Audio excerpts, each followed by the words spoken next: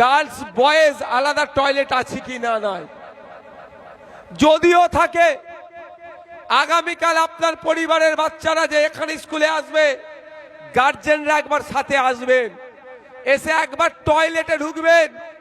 টয়লেটে ঢুকলে বুঝতে পারবেন কি দুরবস্থা হয়ে আছে। এই হচ্ছে আমাদের বাংলার অবস্থা।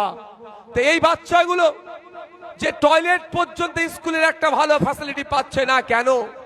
কিন্তু স্কুল এডুকেশন বছরে প্রায় 30,000 কোটি টাকার উপরে বরাদ্দ আছে।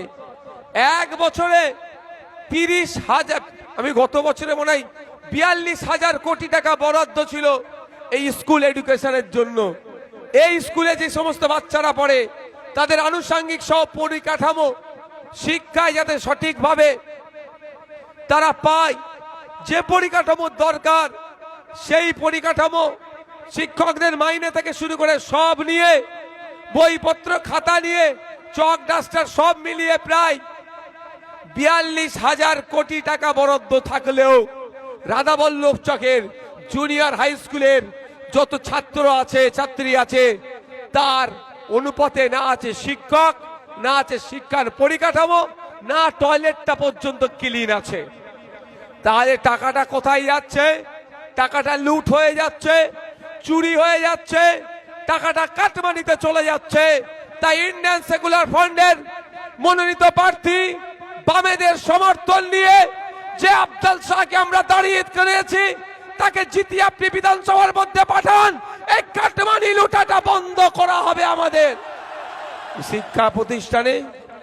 শিক্ষা প্রতিষ্ঠান তো আজকে নয়, এ যেন রন্ধনশালায় পরিণত হয়েছে, খাবারের জায়গা শুধু পরিণত হয়েছে।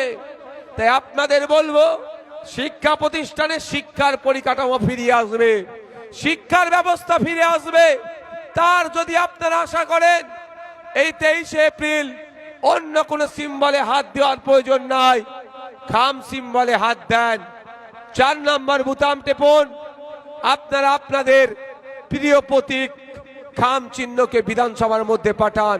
আমি দায়িত্ব নিয়ে বলতে পারি, মানুষের জন্য লড়াই হবে, ছাত্রদের জন্য লড়াই হবে, শিক্ষা প্রতিষ্ঠানে বাঁচানোর লড়াই আমরা কাঁধে কাঁধে মিলিয়ে দ্বিতীয় ভাঙড় এখান থেকে করে দেখিয়ে দেব। বন্ধুগণ,